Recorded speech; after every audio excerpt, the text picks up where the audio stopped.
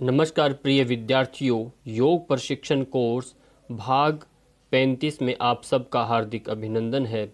और आज का जो विषय है आप देख रहे होंगे मत्स्यासन। मत्स्यासन के बारे में हम जानेंगे, समझेंगे और आप ध्यान से पूरा वीडियो देखिए ताकि हम अच्छे से पूरा विधि के साथ, वीडियो के साथ, विशेष बातों के साथ देख सकते हैं, समझ सकते हैं।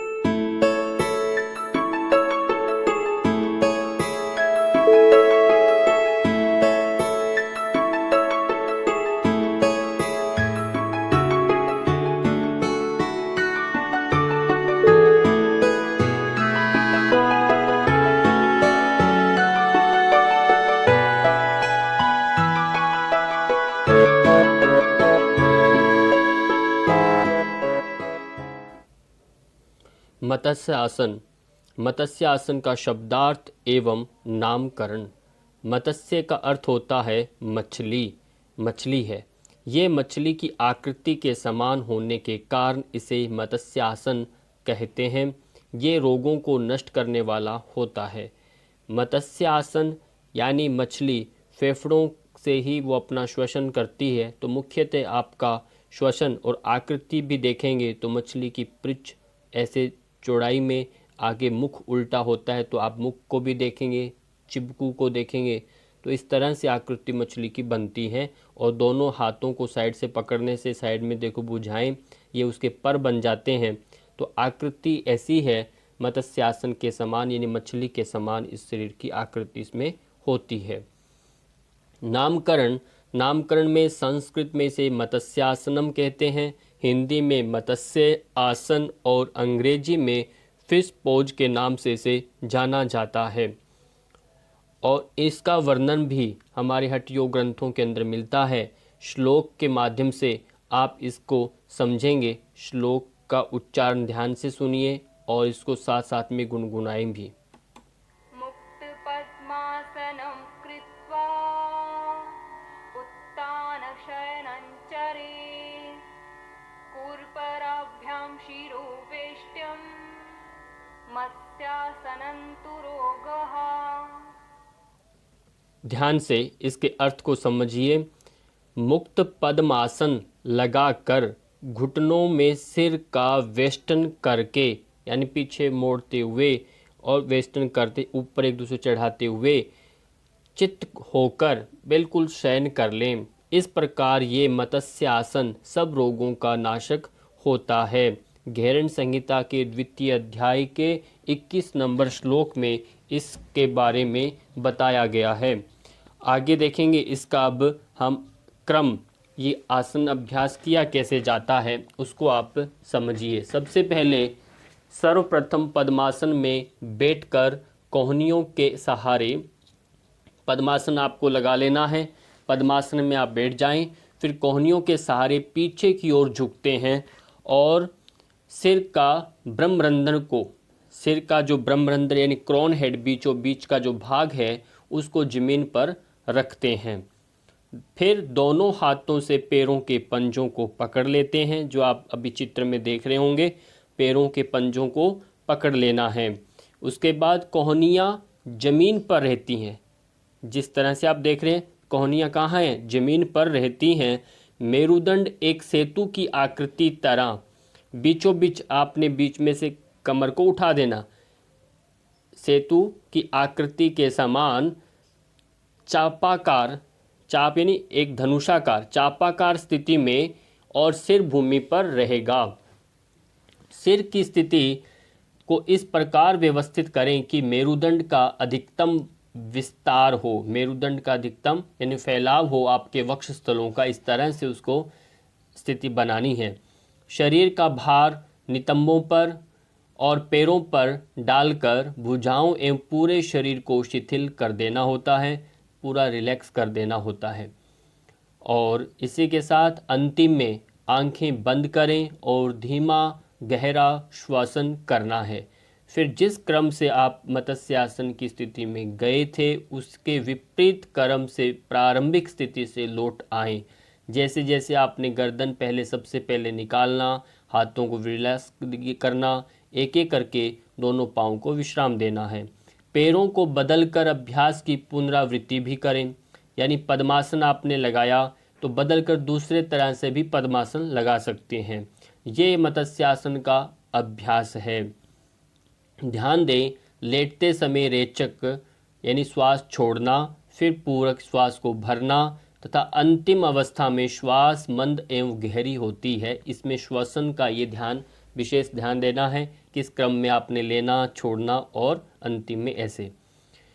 और लास्ट में आता है समय कितना रुके, ये प्रश्न बना रहता है। कालावधि 1 मिनट से 3 मिनट तक आप इस स्थिति में रुक सकते हैं। और उच्च साधक जो बड़े लंबे समय तक जो अभ्यासी हैं वो यथाशक्ति से अपने समय को और बढ़ाएं, करते रहें और इस तरह से ये आसन आपका धीरे धीरे सिद्ध होने लगता है। आसन का चित्र आप देख रहे होंगे, यही है जो अभी बैकग्राउंड में आपको दिखाई दे रहा है। पूर्णतया इस तरह से स्थिति आपको बनानी है। बीचों बीच से उठकर पूरा क्रोन हेड आपका भूमि पर, मुख को बंद, घुटने आपके पद्मासन की स्थिति में भूमि पर स्पर्श। बहुत सुंदर। इसके बाद क्या करना, अब करना नहीं है, अब इसके प्रभाव को हमने समझना है। शारीरिक स्तर पर क्या प्रभाव हैं, मानसिक स्तर पर और आध्यात्मिक स्तर पर क्या क्या प्रभाव इसके होते हैं। शारीरिक स्तर पर सबसे पहले आंतों और तथा आमाशय के अंगों का विस्तार होता है। आंतें आपकी खुलती हैं और आमाशय आपका स्टमक जो है उसके अंगों का विस्तार होता है। मेरुदंड सुदृढ़ बनता है। साथ ही पेट के सभी रोगों के लिए ये लाभदायक अभ्यास है। यह प्रदाही एवं खूनी बवासीर को भी दूर भगाता है। ये अक्सर सभी बहुतों को ये समस्याएं होती हैं, तो ऐसी बवासीर जैसी समस्या जो है, पाइल्स का जिनका रोग रहता है, उसमें ये अभ्यास अच्छा माना गया है। प्रजनन संस्थान के रोगों को दूर करने में तथा उनसे बचाव में सहायता मिलती है। उसके ऐसे रोग लगे ना जिससे प्रजनन हमारा खराब हो, ऐसे बहुत सारे यूट्रस के रोग लग जाते हैं जिनसे बहुत सारी हार्मोन से संबंधित समस्याएं बन जाती है। तो ऐसी स्थिति में ये आसन बहुत लाभकारी कहा गया है। इस अभ्यास से फेफड़ों का विस्तार होता है। फेफड़ों तथा श्वसन से संबंधित रोग दूर होने लगते हैं। पूरा का पूरा प्रभाव इसका फेफड़ों पर ज़्यादा पड़ता है। ये आप देख ही रहे होंगे, पूरे ज़्यादा फेफड़े प्रभावित होते हैं इसके अभ्यास से। मस्तिष्क के रक्त प्रवाह में लाभप्रद है ये, क्योंकि मस्तिष्क में ऑक्सीजन युक्त रक्त की मात्रा बढ़ जाती है जब आप गर्दन को मोड़ करके भूमि पर लगाएंगे और पूरा ज़्यादा रक्त इसमें बढ़ेगा, ऑक्सीजन की मात्रा भी बढ़ेगी जिससे आप अच्छा महसूस करेंगे। फेफड़ों को बल मिलता है इसके अभ्यास से। श्वास प्रश्वास की क्रिया सक्रिय हो जाती है। श्वसन कोष जो रहते हैं फेफड़ों में वो सभी सक्रिय हो जाते हैं, उनके छिद्र अच्छे कार्य करते हैं और ये विनिमय का जो एक क्रिया रहता है श्वसन के माध्यम से रक्त शोधन का, वो ठीक होता है। हृदय संस्थान के मज्जातंतु, हृदय संस्थान के बीचों बीच जो मज्जातंतु समूह का रक्त प्रवहन जो है उसका एक चलने का एक प्रक्रिया है, वो सुचारू रूप से होने लगता है, यानी अच्छी भली पांति से होने लगता है। नेत्र यानी आपकी आंखें, कान, नाक दोष इनके दूर होते हैं। मधुमेह का रोग, निम्न रक्तचाप जिनको रहता है और मोटापे में भी ये लाभकारी है। मोटापे वाले व्यक्तियों को ये अभ्यास कर सकते हैं। मानसिक स्तर पर जो इसके प्रभाव है वो देखिए, निम्न रक्तचाप, ध्यान रखना लो बीपी वालों को ये बहुत बड़ा इसका प्रभाव मिलता है। अच्छा, सिर पर पूरा ऑक्सीजन मात्रा बढ़ेगी जिससे उनका बीपी ठीक होता है। हृदय रोग, फेफड़ों पर पूरा प्रेशर है, हृदय रोग सामान्य हल्का फुल्का है तो उसके लिए ठीक है। अवसाद जो डिप्रेशन में रहते हैं, तनाव से आगे की जो स्टेज है उसको भी ये ठीक करता है। स्वपन दोष, ये अपना धातु का क्षय, ये उसको ठीक करता है, स्वपन दोष को भी। और चिड़चिड़ापन, मानसिक रोगों में ये लाभप्रद है।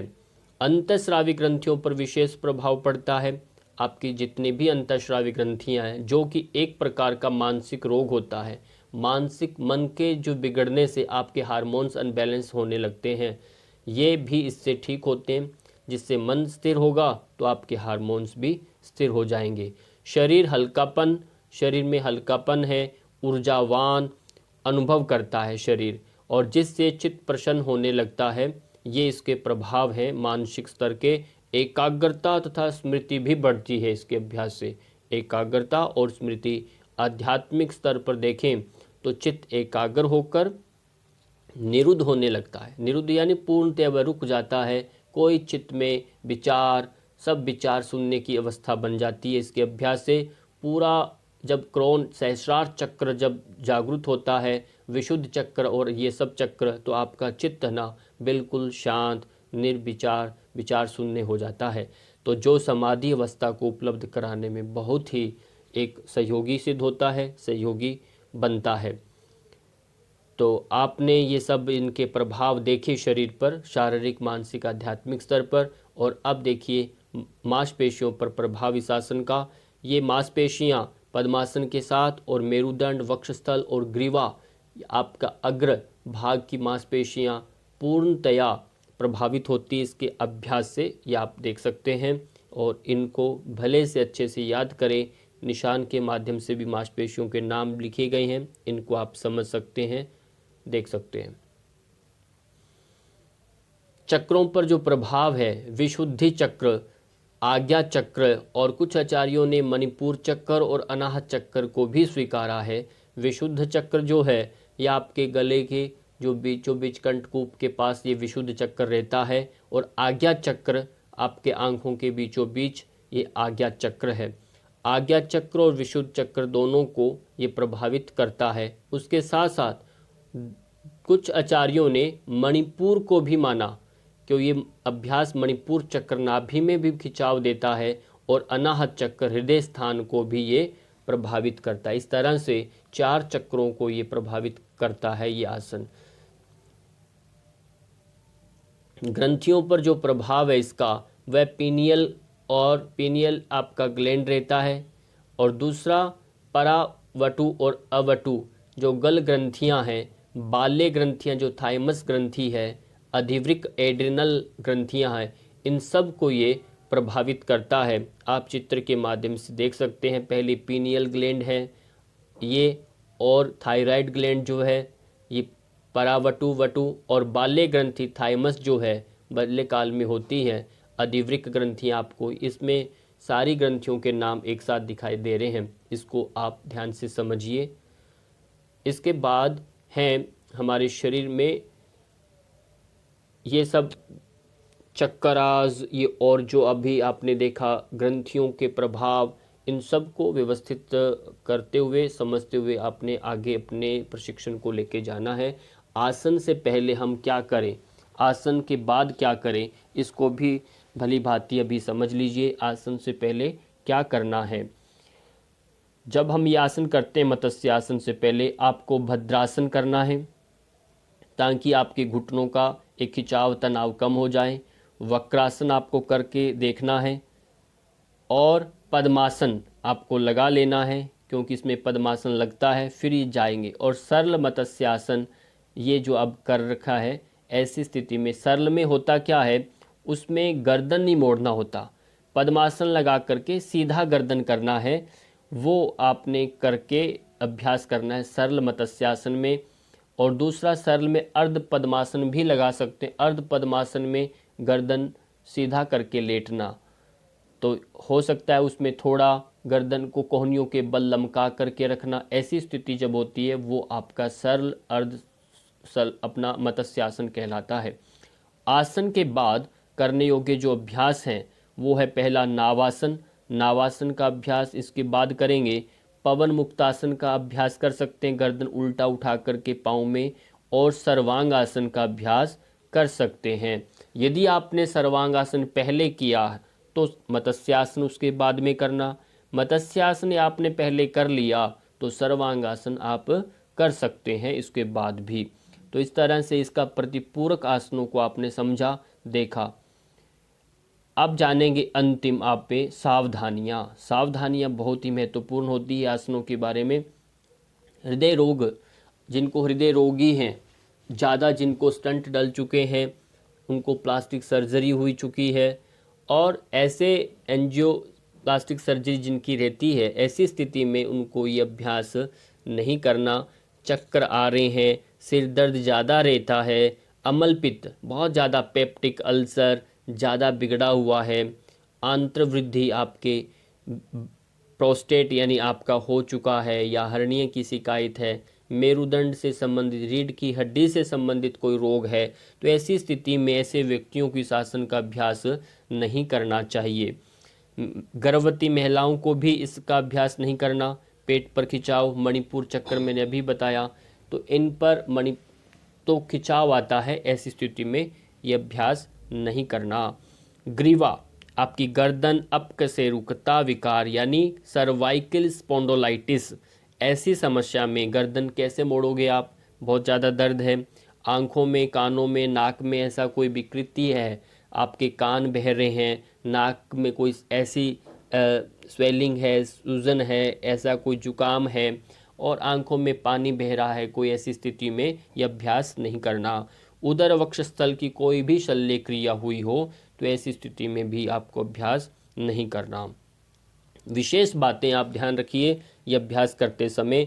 ये सर्वांगासन का पूरक आसन है, मैंने पहले ही बता चुका हूँ मैं कि ये आपने सर्वांगासन करें तो उसका वापस ये आसन करें, या फिर इसको आसन पहले किया तो आप सर्वांगासन बाद में करें।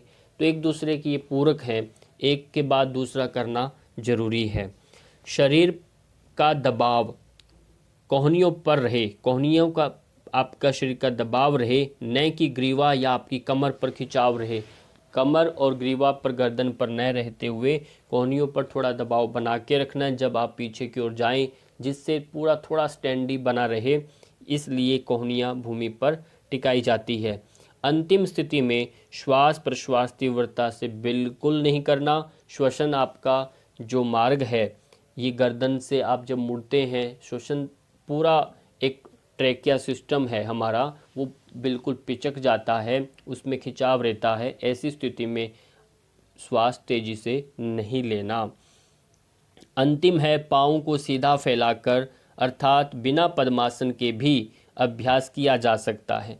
पैर सीधे करके, जिनका पद्मासन नहीं लगता वो क्या करेंगे, प्रारंभ में बिल्कुल पाँव सीधे करके कोहनियों के बल गर्दन पीछे करके भी वो एक सहज सरल जो है आप मत्स्य आसन कर सकते हैं। ये भी एक प्रकार होता है। इस तरह से विशेष बातें आपने समझी, और अब आगे इसका वीडियो हम देखेंगे।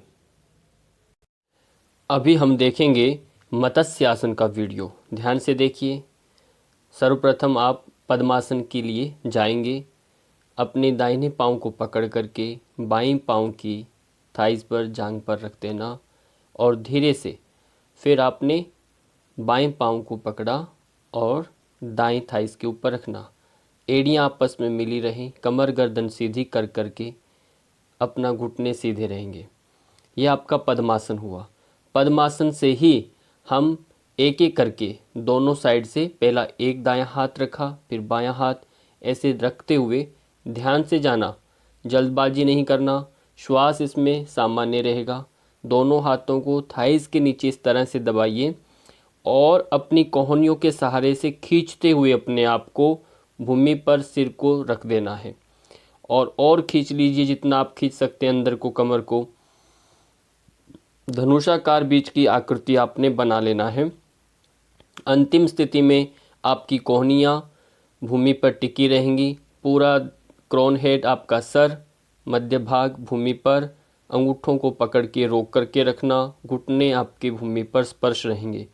श्वास प्रश्वास सामान्य रखें अपना, छाती पर ध्यान करके रखिए, और जब आए वापस तो कोहनी का सहारा लेके धीरे से निकलना, और धीरे से सीधे सीधे अपने स्थान पर ही विश्राम देना। वापस आने की आवश्यकता नहीं, यहीं से एक एक करके पाँव को आपने विश्राम देना है। धीरे धीरे दोनों पाँव को आपने विश्राम दे दिया। अंतिम में यहीं पर जिस तरह से थे शवासन में आप लेट जाएंगे, विश्राम ले लेंगे और पूरा शरीर का ध्यान करेंगे।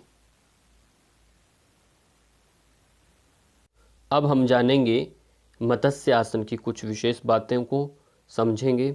कहाँ हमारी अक्सर इस आसन को करते समय गलतियाँ होती हैं।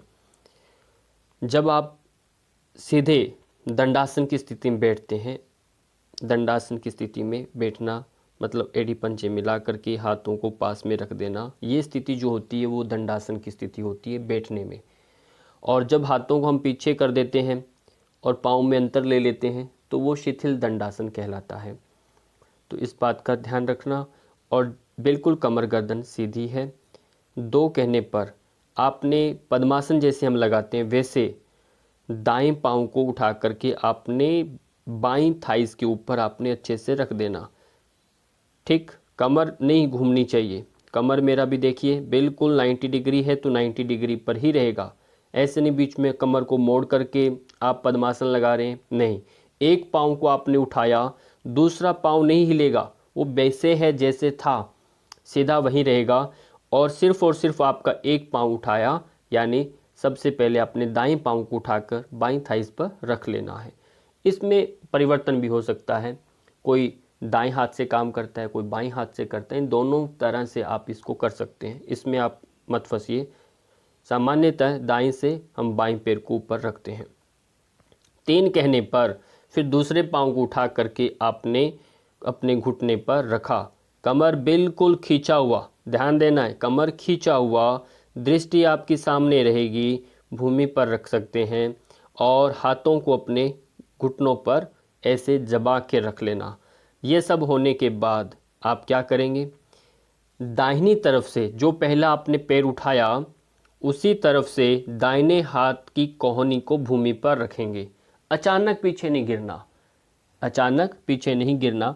एक तरफ आपने हाथ रखा, फिर क्या करना, उसी को दोहराते हुए दूसरे हाथ को भूमि पर रखा। अब यहाँ पर और थोड़ा बारीकी ध्यान देना, इसमें भूमि पर दोनों रखा, मेरी दृष्टि अभी सामने है, आगे है। हाथों को स्थिति देखो, मेरे हाथों की स्थिति। अब यहाँ से हाथ आपके जो हथेलियाँ हैं नितंब प्रदेश के नीचे आपने लेके जाना। इनको नितंब प्रदेश के नीचे जब लेके जाएंगे, थोड़ा व्यवस्थित करके अपने को नितंब प्रदेश के नीचे हथेलियाँ रख देंगे। फिर क्या करना अगले स्टेप में, अब यहाँ देखिए नितंब प्रदेश के नीचे हाथ चले गए, नितंब प्रदेश के हाथ नीचे चले गए। ऐसे रोकने के बाद आपका एक बैलेंस बन जाएगा। अभी आपकी दृष्टि आगे है और बैलेंस बनने के बाद फिर यहीं से आपने अपनी गर्दन को पीछे और लमका देना। जल्दबाजी नहीं करना, जल्दबाजी करने से आसन की स्थितियां पकड़ में नहीं आएगी। और आपको ये प्रशिक्षण कोर्स है, सिखा रहे हैं तो सीख करके आपने औरों को सिखाना है, तो क्रम आपको सिस्टमेटिक पता होना चाहिए, वो यही है। इस तरह से आपने गर्दन पूरा पीछे की ओर लमका दिया। लमकाने के बाद क्या काम करेंगे आप, फिर अगला स्टेप आप देखेंगे। अब भूमि पर उनको रख देना, किसको, सिर को अपने भूमि पर रख देना। कोहनियाँ रखी हुई थी, हाथों को यहाँ से नीचे से निकाल करके अपने अंगूठों को पकड़ लेना। जितना हो सके कमर को बीच में से उठाना, सीने को फुलाना, मुख को बंद रखना, मुख को बंद रखना और नाक से श्वास लेना। घुटने धरती पर टिके रहेंगे। इन सब को अंतिम स्थिति में आपने ऑब्जर्व करना है। ये सब करने के बाद जिस क्रम से हम गए उसी क्रम से एक एक करके वापस आना नहीं है, सिर्फ यहीं से डायरेक्ट आपने गर्दन सीधा कर देना। गर्दन आपने सीधा किया, हाथों की स्थिति आपने देख रहे हैं, और फिर एक पाँव को आपने खोला, पूरा विश्राम दे दिया, फिर दूसरे पाँव को विश्राम दिया। इस तरह से आप ये मत्स्य आसन को करना है और अंतिम में विश्राम लेकर शवासन में लेट जाएंगे। और आप इसी ये प्रारंभ से अंत तक आपने अच्छे से देख लिया, समझ लिया, और आशा करता हूँ कि समझ में आया होगा आपको। और इसी के साथ आप सबका बहुत बहुत धन्यवाद।